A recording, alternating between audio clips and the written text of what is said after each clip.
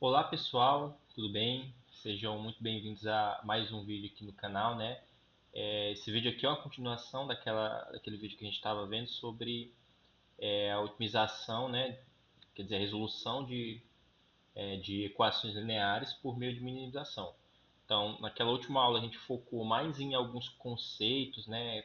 Algumas coisas de revisão, né? Sobre algumas coisas sobre números complexos, matrizes hermitianas, métodos mínimos quadrados, enfim. Foi mais uma questão de revisão, né? E no finalzinho a gente mostrou aqui um teorema, né? Um teoreminha, um lema e um teorema.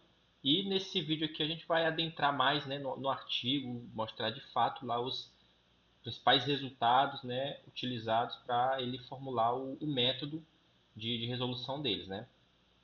Então, eu só gostaria de fazer uma pequena correção quanto a alguns detalhes, né, que eu deixei passar, né? No lema, por exemplo, no lema, né, que esse lema aqui é 3.1, né, tem essa relação aqui, onde n é um vetor qualquer, alfa é um escalar e b é uma hermitiana positiva semidefinida, tá? Na verdade, o b de fato é esse hermitiano e é definido por essa expressão aqui, né, a asterisco HA. Isso aqui é algo que é por definição, ou seja, o próprio autor ele define que o b vai ser isso aqui. E ele diz que isso aqui condiz com a matriz hermitiana positiva semidefinida, ou seja, é positiva, mas b também pode ser igual a zero. Então, só essa correçãozinha. E também sobre o teorema 3.1, a gente mostrou que se f de x mais a n, que f de x mais alfa n é maior ou igual que f de x, desde que j de x seja igual a zero. A gente provou isso aqui. E o adendo que eu queria fazer é que isso aqui também a recíproca vale. Ou seja, o autor fala também que a recíproca vale. Ou seja, se f de x é maior. Quer dizer, se temos que f de x mais a n é maior ou igual que f de x para todo alfa e n, então necessariamente também o j de x, né, que é proporcional ao meu gradiente, também ele é zero. Então, isso aqui vale a ida e vale a volta também. E repare que isso aqui nos dá uma condição necessária e suficiente para determinar se x é um mínimo de uma função. Porque analise aqui a seguinte expressão, ó. Se você tomar essa expressão aqui, ó, f de x menor ou igual que f de x mais an para todo, né, para todo alfa e n, né? Alfa é um escalar e n é um vetor. Né? Só invertir aqui a desigualdade. Repare que o que essa afirmação quer dizer? Minha afirmação está dizendo que f de x ele é menor ou igual para todo x mais algum incremento. Ou seja, se eu estou dizendo que a minha variável ela é maior do que qualquer incremento possível que eu consiga obter aqui, então na verdade eu estou dizendo que essa minha função no x assume mínimo, né? X, ou no caso x é mínimo, né? Justamente a definição, porque o que é o mínimo de uma função? É simplesmente o menor valor. Então, se eu provo que essa igualdade, né, se eu encontro uma condição para essa igualdade, o que eu estou dizendo é que f de x é menor ou igual que qualquer outro valor, né, f de x mais a n. Então, o que eu estou dizendo é que, na verdade, né, o x ele é mínimo, né, pois é o menor valor. Não importa qual que seja aqui o argumento, o meu f de x vai ser menor. E isso aqui ocorre quando j de x é igual a zero. Então, isso aqui é uma forma de a gente encontrar o mínimo de uma função. Ou seja, se a gente achar um x tal que o j de x seja igual a zero, então isso aqui ocorre. Ou seja, se isso aqui ocorre, o meu x ele é mínimo. Partindo aqui para outro teorema que ele vai falar, é que ele vai falar aqui da questão da unicidade. Ou seja, existe um único elemento na forma R igual a B menos AX, que tem o menor tamanho na métrica H. Se A tem ponto, e se A tem ponto,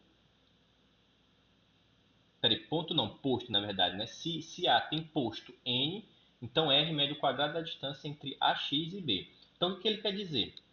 Existe um elemento na forma que tem o menor tamanho na métrica. Ele está querendo dizer basicamente que existe um único elemento R, né, B menos AX, tal que ele minimize a minha função. Está dizendo que o mínimo elemento ele é único. E que se A tem posto N, ou seja, ele tem todas as colunas, né, linearmente independentes, o R ele vai ser a medida da distância entre os pontos AX e B.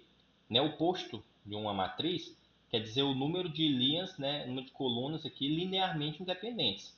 Se caso isso aqui for menor do que N, simplesmente eu vou ter infinitas soluções, né? Não vou ter somente única. Então a gente não tem mais essa interpretação geométrica. Mas sempre que tem uma, a interpretação é essa, como se fosse o quadrado da distância. Então tá, vamos para a demonstração. Né? O foco da demonstração é mostrar que isso aqui é único.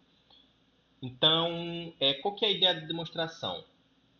Eu vou supor, né, que existe R1 e R2, sendo que esse R1 e R2, né?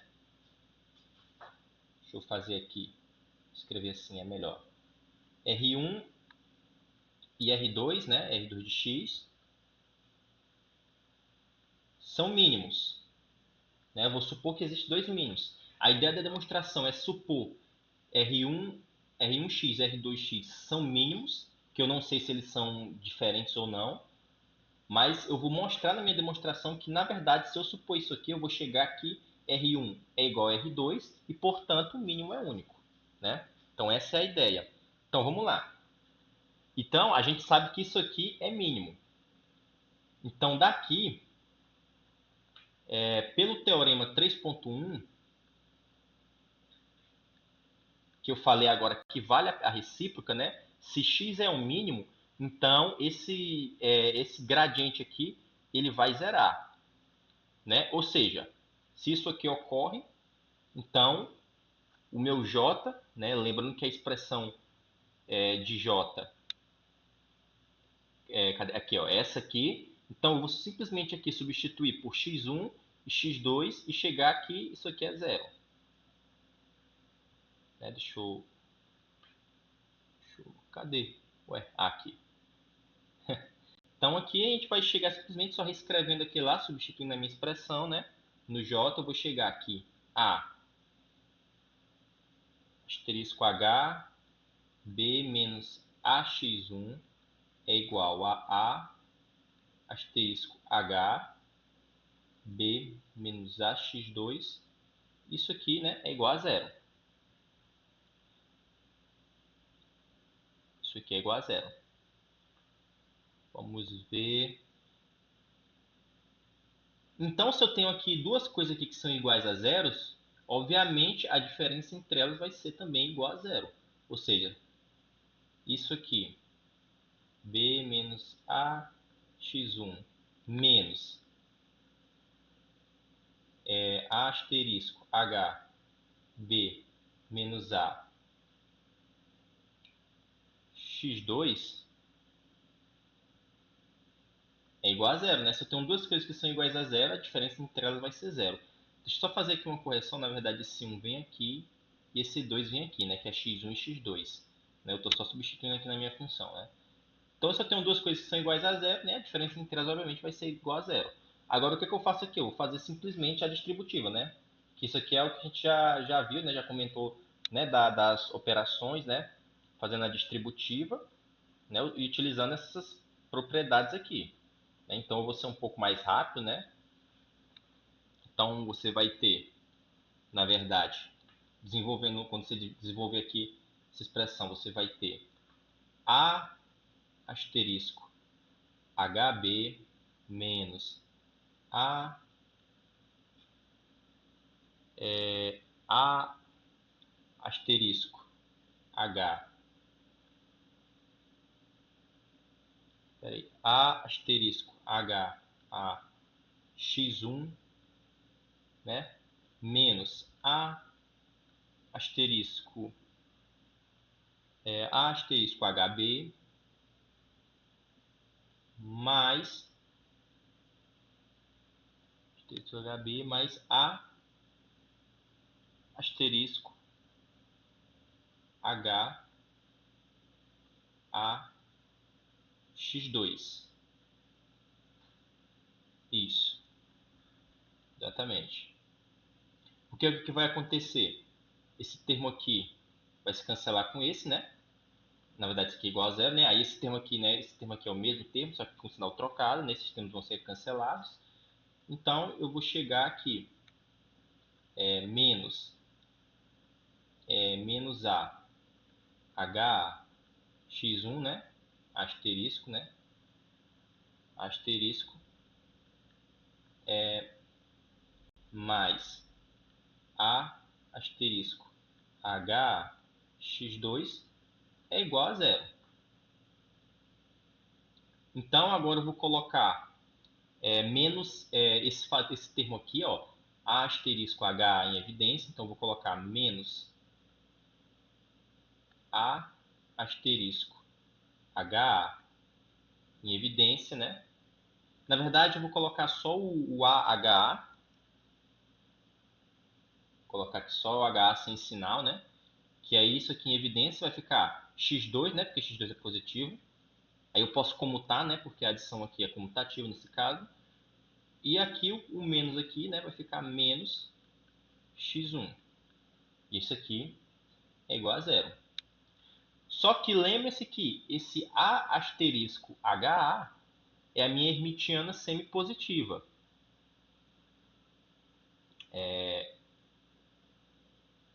Deixa eu ver aqui, cadê ela?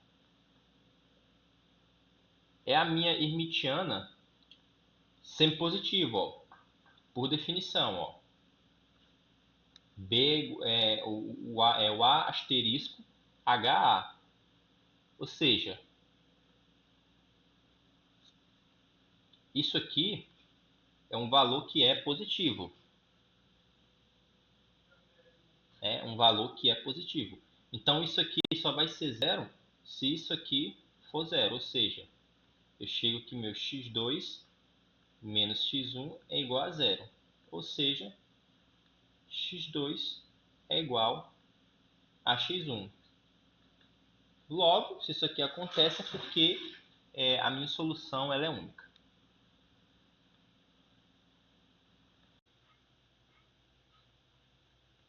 Olá pessoal, tudo bem? Continuando aqui os nossos resultados, né, do artigo. Agora eu vou trazer para vocês um resultado que ele muito interessante, né, um resultado bastante interessante, que ele vai basicamente nos falar como que a gente pode achar mínimos locais, né, da nossa função f que a gente está estudando. Então, o artigo, né, perdão, ele vai introduzir mais um lema, né, que é o lema 3.2. Então, vamos ver o que esse lema fala. Ele fala que, dado x e n, né, vetores complexos, ele define uma variável y como sendo n asterisco j de x dividido por n asterisco bn, né? Lembrando aqui que coloquei algumas informações úteis, né? Esse b aqui é a nossa matriz hermitiana semipositiva, né? E esse valor aqui, né, esse valor aqui do denominador, né, n asterisco bn, é um valor, né, que pertence aos reais. Então, o nosso y vai valer isso, né, se o denominador for maior do que zero, né, porque a gente não pode ter divisão por zero, ou se y for ou y igual a zero, né, caso ocorra que o denominador aqui seja igual a zero, né, ocorra aqui que o denominador seja igual a zero. Ele não pode ser negativo, né, porque a hermitiana ela é positiva, ela é sempre positiva. Então, ela ou é positiva ou zero, no caso. Então, continuando, você define aqui esse y. Aí ele continua. Se alfa é um escalar na forma alfa igual a beta y, né, beta também é um escalar, podendo ser complexo ou não. Então, alfa igual a beta y. Então, ele diz que essa relação aqui segue, né? F de x menos f de x mais an é igual a p y y complementado, né, conjugado, n asterisco bn, onde p é igual a beta mais beta traço menos beta que multiplica beta traço. Então aqui esse lema, ele vai surgir, eu não vou demonstrá-lo ele aqui, né? Mas ele surge de uma conta bem simples. Você simplesmente pega, né, essa substituição aqui, né, esse alfa aqui, e você vai substituir na equação da nossa função. Você vai pegar isso aqui, esse alfa aqui, e vai simplesmente substituí-lo nessa equação aqui, ó, do lema 3.1. Simplesmente isso. Você vai lá, troca o alfa por by, né, beta y, e você vai fazer algumas continhas, né, utilizando as propriedades, você vai chegar aqui nesse resultado. Então, o teorema, o que o teorema fala? Seja x, n, y, né? Os nossos vetores aqui, y escalar. Então, o y, né, definido, né, na forma que a gente definiu no lema anterior. Então, para todo alfa, segue que f de x mais alfa n é maior ou igual que x mais yn. Isso aqui é muito, muito importante. Eu vou explicar depois a intuição disso aqui. Então, vamos fazer aqui a prova do porquê isso é verdadeiro. Vamos lá.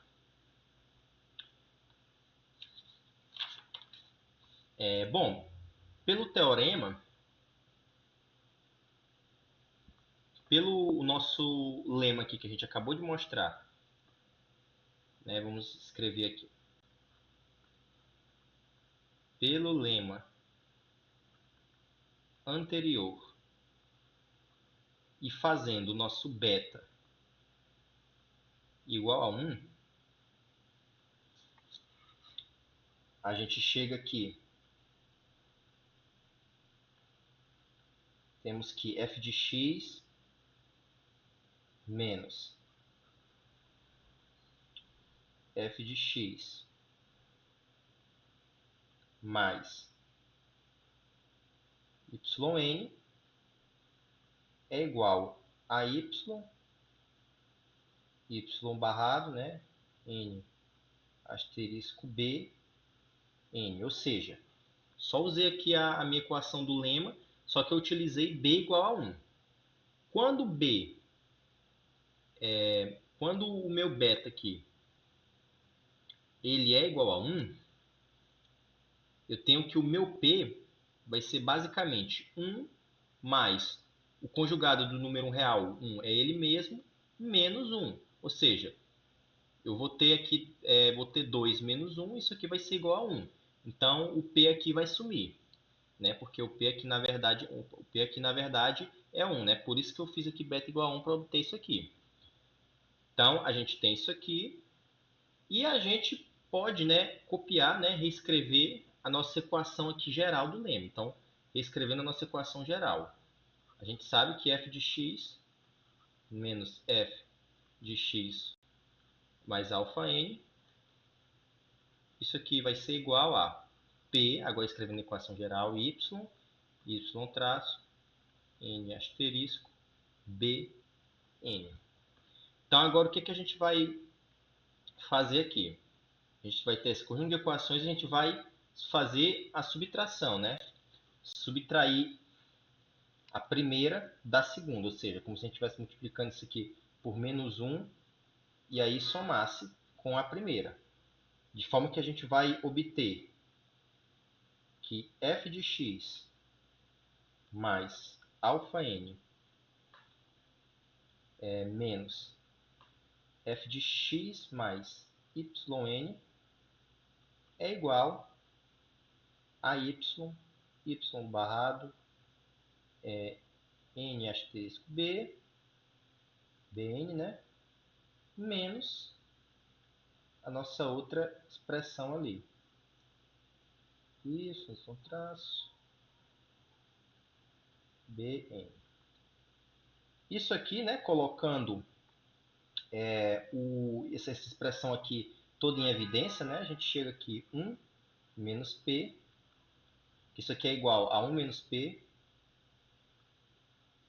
que multiplica y, y traço, n asterisco, b e n, né? Fazendo aqui a distributiva, você retorna a expressão inicial, a expressão aqui original que a gente tinha.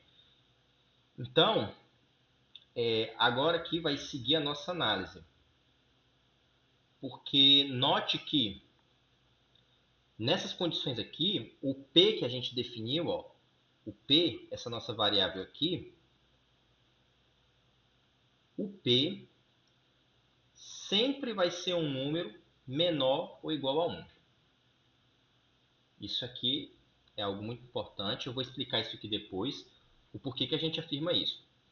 Então, a gente sabe que P é sempre menor ou igual a 1, ou seja, isso aqui, né, sempre vai dar, sempre vai ser multiplicado por um valor, digamos, positivo, né? Isso aqui é ser sempre, deixa eu ver, peraí. Deixa eu apagar aqui.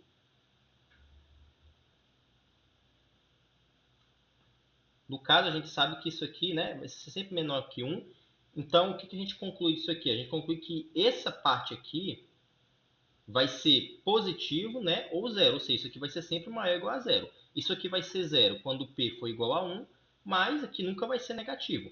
Porque, lembrando, esse y complementado, né, como a gente viu aqui, né, como eu até tinha anotado aqui, isso aqui é alfa, né, é alfa ao quadrado, né, que é um número sempre positivo, né, isso aqui vai estar o quadrado do módulo.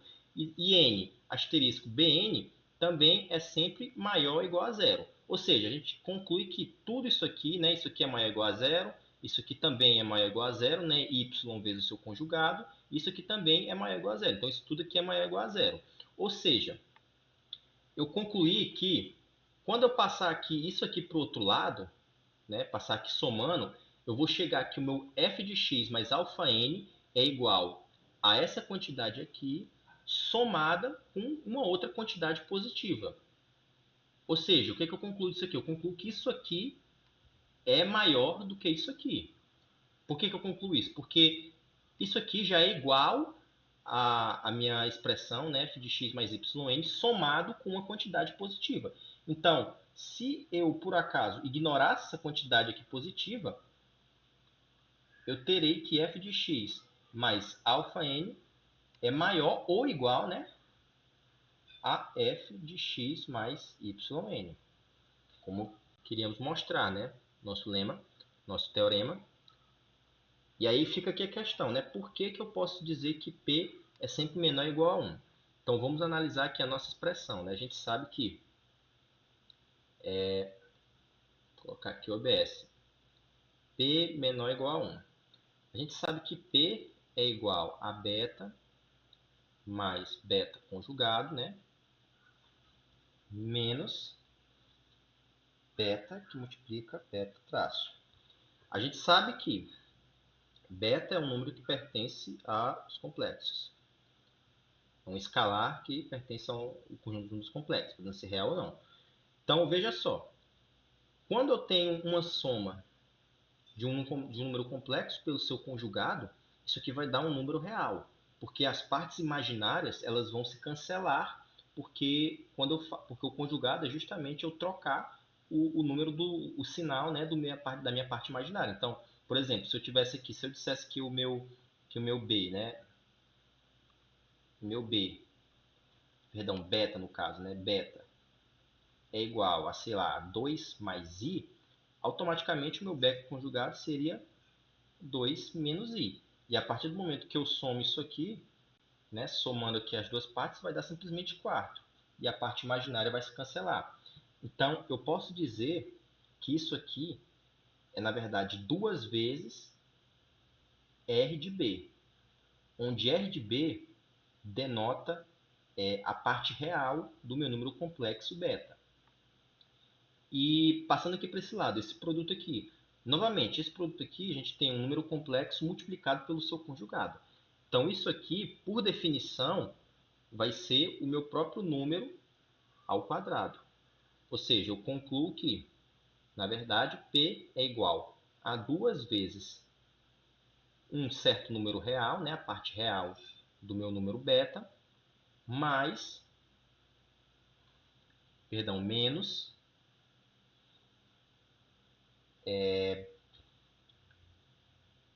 módulo, né, de beta ao quadrado. Isso aqui também é um número real. Só que agora que vem o ponto, né? Isso aqui é um número real, isso aqui também é um número real.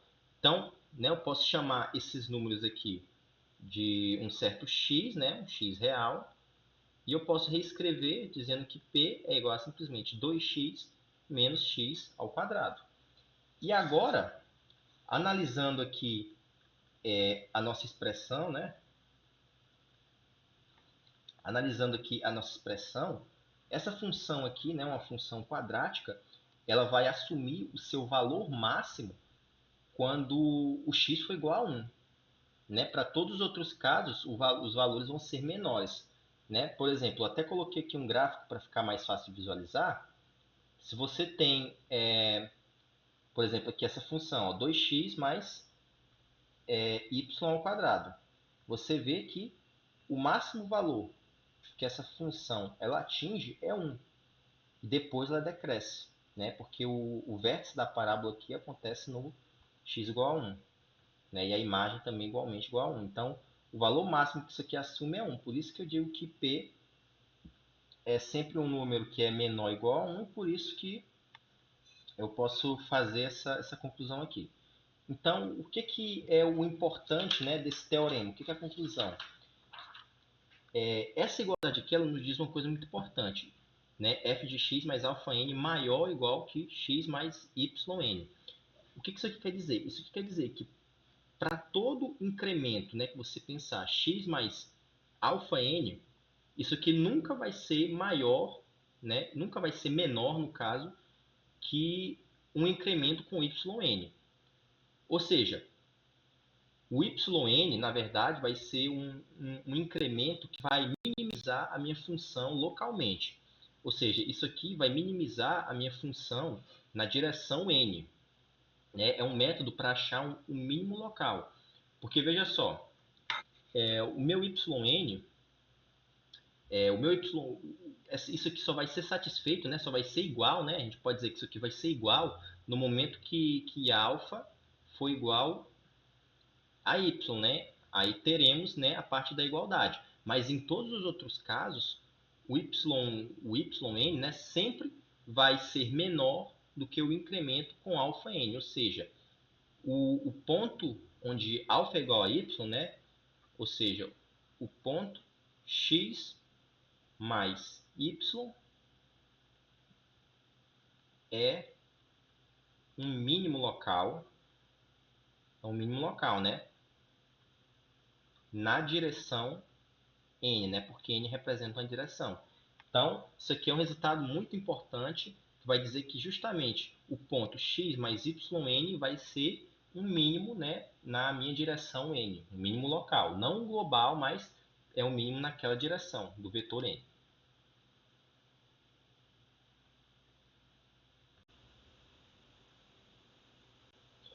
Pois bem, pessoal, continuando, né, aqui com os conteúdos, a gente tinha mostrado aqui os lemas, né, eu só anotei eles aqui.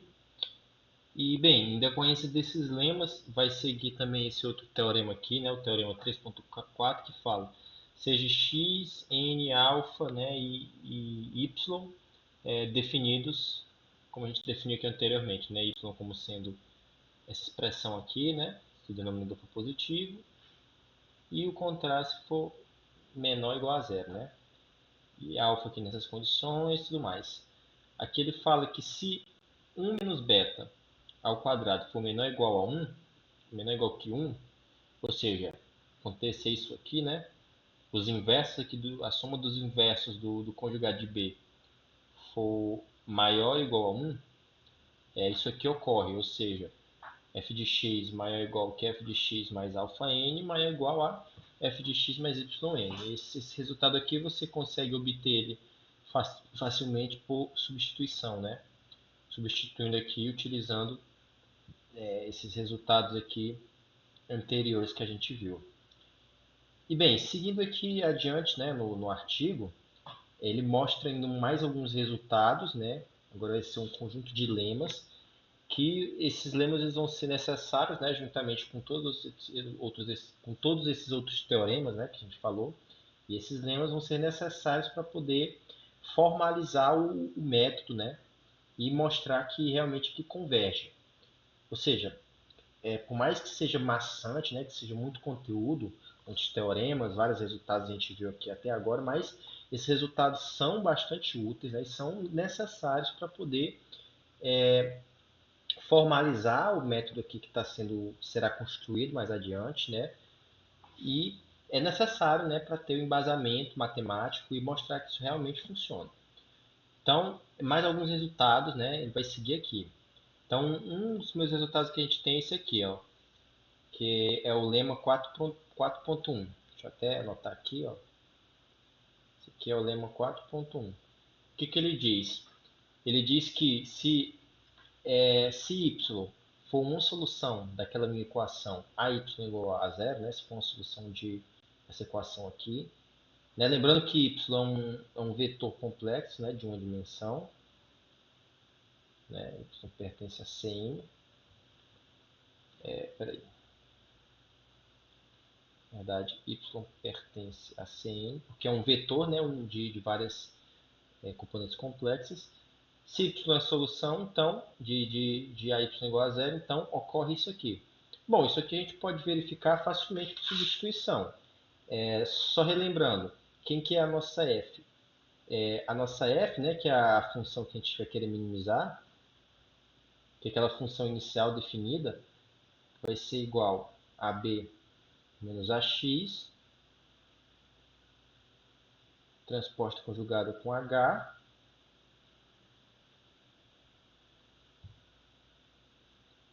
que multiplica b menos ax.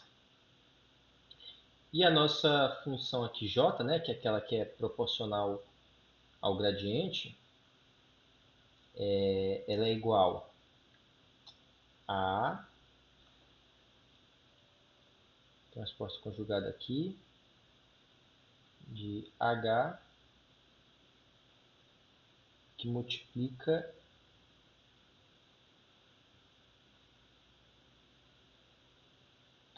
b menos a, no caso, isso. Perfeito. Aí é só você substituir. Você tem aqui essa informação aqui como base. Então, deixa eu até mudar de cor aqui, ó. Substituindo aqui, né? Você tem que f de x mais y é igual a b menos a x menos a, né? Deixa eu até colocar aqui diferente. B menos a. O x é isso aqui agora, então ax mais y, aqui resposta conjugada, h, b menos a. Agora eu substituo ali o meu novo valor da minha função, que é x mais y, e fecho aqui. Aí, novamente, né, muito simples de ver, fazendo aqui a distributiva, isso aqui vai ficar simplesmente ax, e aqui quando eu fizer a subdistributiva para cá, vou ficar com AY. Só que eu sei que AY é igual a zero.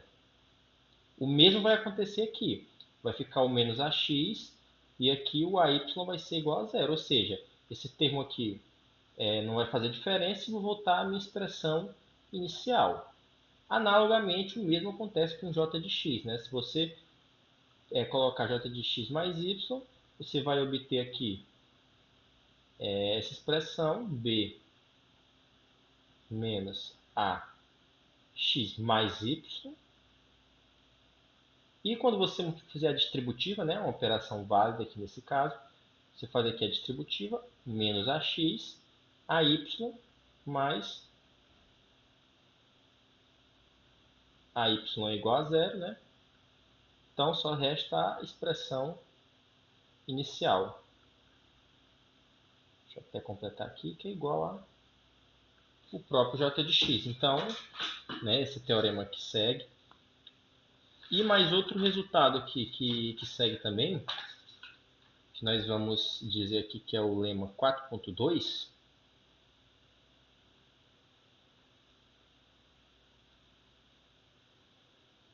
É o lema...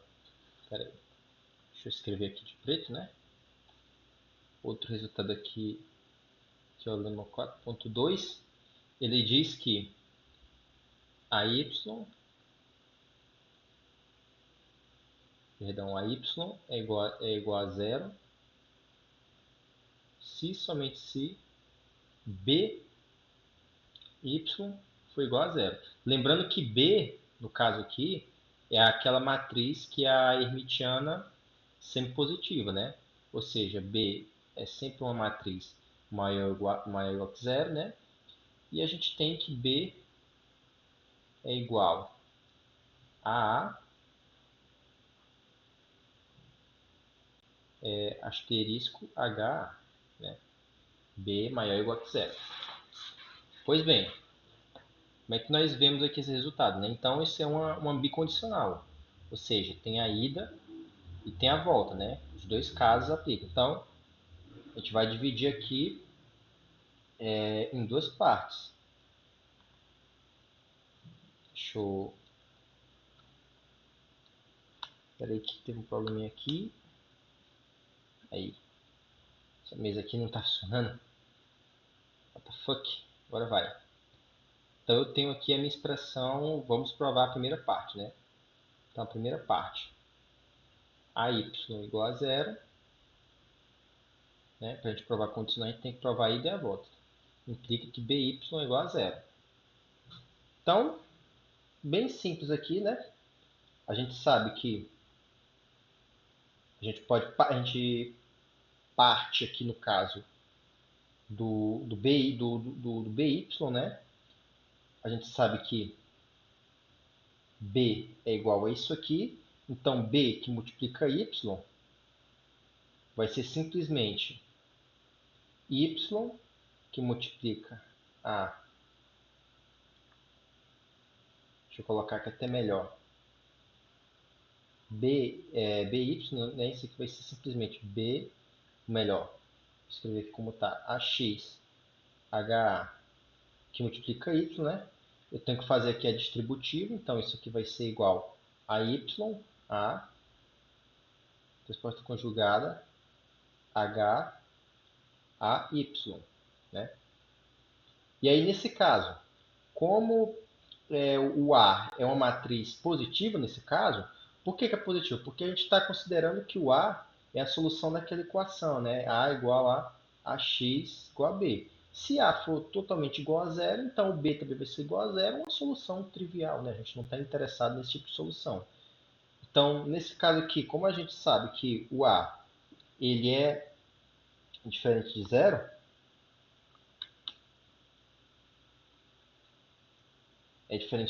então a gente não precisa se preocupar com esse termo. Mas aqui agora, com esse restante aqui, a gente sabe que a y é igual a zero, né? A gente sabe que isso aqui é igual a zero. Então, todo esse termo aqui, quando for multiplicado, vai ser também igual a zero, né? Vai ser igual a zero. Mas isso aqui tudo é o quê? Isso aqui é by, ou seja, a gente mostrou que quando isso aqui acontece, implica que by é igual a zero. Aí a volta, quando by é igual a zero, então a y é igual a zero. Analogamente, né, a gente começa da expressão, né, a gente sabe que by, que é igual a asterisco h, a y, a gente sabe que isso aqui é igual a zero, né? Que a gente sabe que isso aqui é igual a zero. Mas, né, novamente, aqui analisando a expressão, a gente sabe que isso aqui é positivo. O h é o hermitiano positivo, né? Então h também é positivo, né? Que é hermitiano positivo, né? Que foi definido lá no começo. Então, aqui a única possibilidade é que quando by for zero, o ay também é igual a zero. Ou seja, provamos aqui esse lema nessa bicondicional.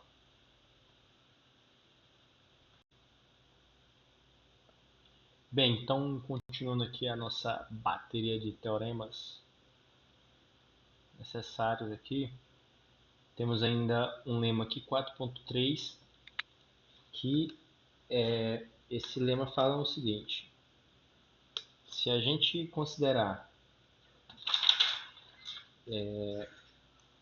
se deixa eu conectar aqui, se existe um número positivo m que satisfaz a seguinte desigualdade, ou seja, que na verdade o teorema é uma afirmação, né? O teorema fala que existe um número positivo m que satisfaz essa desigualdade aqui. Lembrando que o módulo de x ao quadrado é dado por x vezes a transposta conjugada dele mesmo, né? Bem, e ainda, né? Ainda além disso, também segue que x transposta conjugada de b ao quadrado x é menor ou igual que mx dx. Então, como é que a gente visualiza isso aqui? Mostra que é verdade, né? Então, bem, para a gente encontrar esse m, né, a gente pode perceber que essa aqui esse x elevado a esse x transposto conjugado com b x, né? A gente pode determinar a seguinte função f zona de x igual a x b2x, né? Quer dizer, b2 não, né? Só o bx, né? B transposta conjugada e x. Isso aqui determina uma forma quadrada, né? Uma elipsoide. E aí a gente pode tomar o m como sendo o máximo dessa função aqui. Então, tomando o m como o máximo, a gente consegue satisfazer essa primeira condição. E para satisfazer a segunda condição aqui, a gente tem que lembrar de uma propriedade da hermitiana positiva, que ela fala justamente que, sendo B uma hermitiana sempre positiva definida, então existe um C, também uma hermitiana semipositiva, né? Pertencente ao espaço que complexo N por M, tal que B é igual a C ao quadrado, que é igual a C transposta conjugada com C. Então, como é que a gente utiliza aqui esse resultado? Bem, a gente pode dizer que x transposta conjugada de B2x, isso aqui vai ser igual a, substituindo aqui utilizando essa informação aqui, né, só substituindo B, isso é igual a x transposta conjugada de C à quarta x, né, porque o B já estava aqui ao quadrado, então vai ficar C ao quadrado elevado ao quadrado, né? Então, multiplicando ali os expoentes, você chega em C à quarta.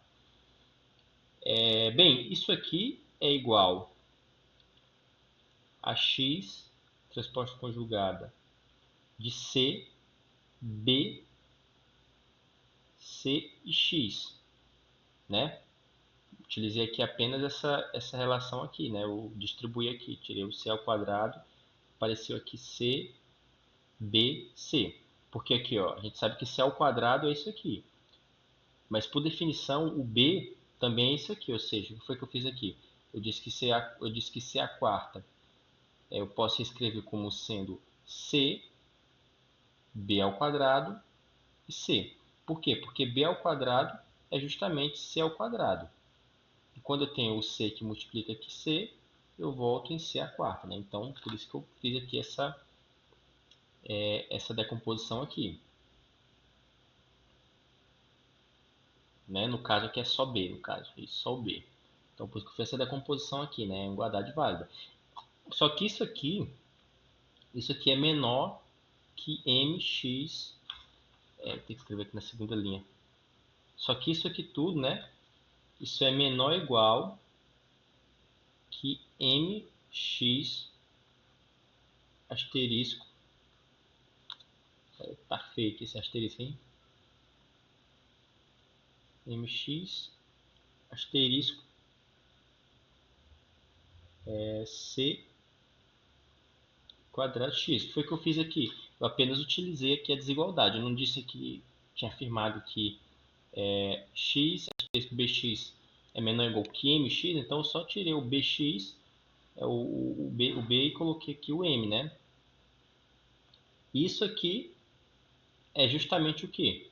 C ao quadrado, voltando aqui a relação, isso é exatamente m x asterisco bx, ou seja, mostramos aqui essa desigualdade, né? E bem, seguindo também nesse raciocínio, surge aqui mais um outro lema, que a gente vai chamar de... deixa eu até mudar de cor aqui, né? Manter o padrão, a gente vai chamar de lema 4.4. Um lema 4.4. Pois bem, né? O que esse lema nos diz? Ele fala assim: considere que N é uma matriz, né? H por N, onde H é menor do que N. E essa matriz, ela é tal que ela satisfaz a seguinte condição: NY é igual a zero e AY igual a zero, então Y é igual a zero. Ou seja, o que isso quer dizer? Isso aqui é uma matriz tal que sempre que o Y for solução dessas duas equações, né? Então y é necessariamente igual a zero. Né? Então essa matriz, né, ela tem essa propriedade. Sempre que isso aqui acontecer para n e para a é porque y é igual a zero. Né? Então vamos supor uma matriz n com essa propriedade. Tendo isso, podemos dizer que existe sigma... Deixa eu melhorar isso aqui. Sigma 1 e sigma 2, constantes, números positivos, números positivos, né? Números reais positivos,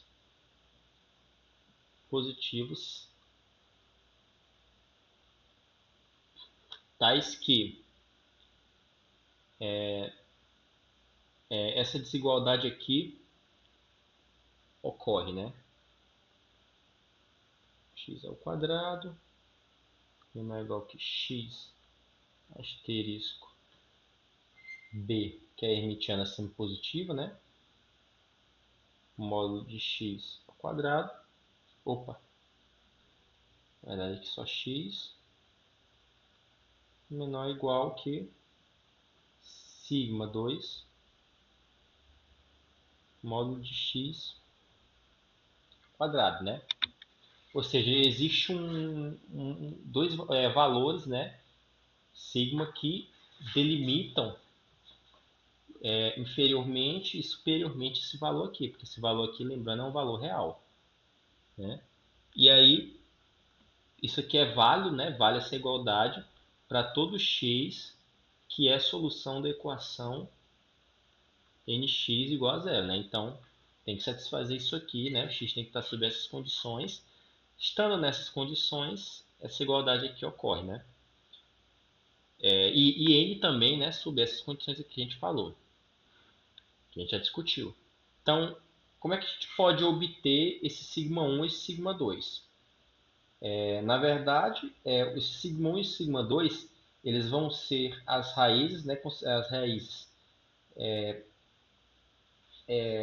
as raízes máximas e mínimas, né, respectivamente, né, sigma 1 raiz mínima e sigma 1 raiz máxima da seguinte equação: determinante de b menos sigma i, né, e é a matriz da identidade, n asterisco n, 0, tudo isso igual a zero. Ou seja, isso aqui vai ser a raiz mínima dessa equação, né? E o σ2 necessariamente vai ser a raiz máxima, né, que resolve essa equação. Né? Então esse aí é o resultado importante, né, para o método, que ele vai ser usado, né, ele é usado muitas vezes mais na frente para poder provar coisas como digamos, a convergência, né, no caso, a convergência do método, ele é provado utilizando esse teorema aí, esse lema aí no caso. E outro lema importante, né, que vai ser para nós, né, que esses dois lemas aqui que eu estou apresentando não vai ser demonstrado, né, eu só estou explicando ele. O segundo lema, né, na verdade, antes para falar do lema 4.5, a gente tem que definir algumas coisinhas. A gente vai supor, né, considere que R ela é uma matriz, né? R é uma matriz tal que ela vai ter a seguinte propriedade. R, YR, né, vai ser diferente de zero, né? Esse valor aqui vai ser diferente de zero sempre que tivermos AY igual a zero com y diferente de zero, né? Então, é uma matriz que satisfaça essas condições. Então, se a gente disser que y1, y2, y até yh é um conjunto de soluções, maximais, né? Ou seja, não pode ser maior do que isso, né? É um conjunto de soluções maximais e linearmente independentes,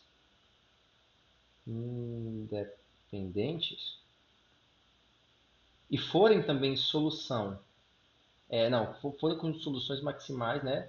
Soluções de quê? Soluções dessa equação aqui. A y igual a zero, então, né, segue, né, do teorema que o determinante de y ρ, asterisco, né, os vários determinantes, né, dessas diferentes soluções que vão ser determinadas são todos diferentes de zero, né, com sendo ρ e tal índices que vão variando de 1 até h. Né? Então, esse teorema fala isso daí, né? essa matriz aí, né? Mas se a gente considerar que existe um conjunto B, conjunto B de soluções, um conjunto B de soluções tais que y é igual, y asteriscos r x igual a zero, ou seja, eu estou dizendo que B é um conjunto que possui x, né, um espaço vetorial que possui os vetores x, que faz isso aqui acontecer. Então, se B for isso, então as soluções de y, né,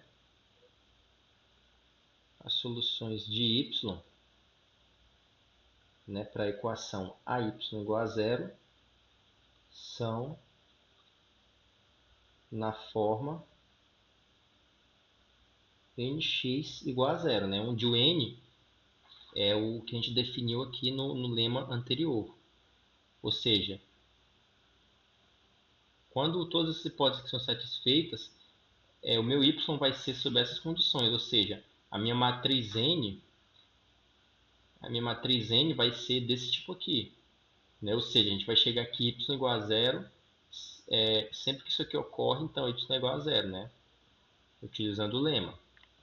Pois bem, com isso a gente pode enunciar o lema,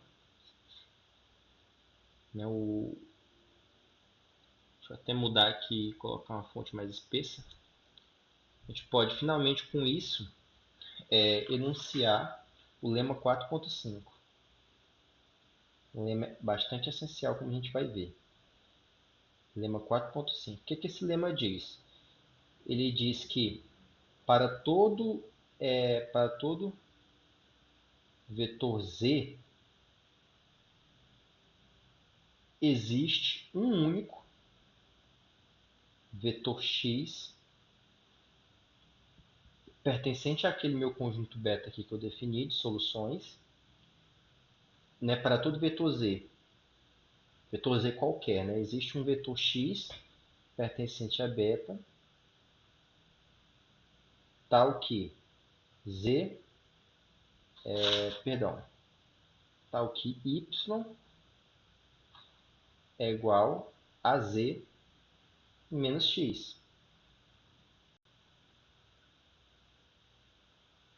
Tal que isso aqui ainda é solução de AY igual a zero, né? E aí, consequentemente, como a gente já tinha visto aqui nos teoremas anteriores, esse y aqui já apareceu uma vez. Ele já apareceu quando a gente tinha mostrado esse lema aqui 4.2, né? Perdão, não é esse aqui não. Esse aqui, né? O nosso número aqui, o lema 4.1. Né? Esse y aqui já aconteceu. Então, utilizando aqui aquele lema que a gente já provou anteriormente, a gente vai conseguir também mostrar aqui que nesse caso f de z é igual a f de x e j de z é igual, né, a j de x.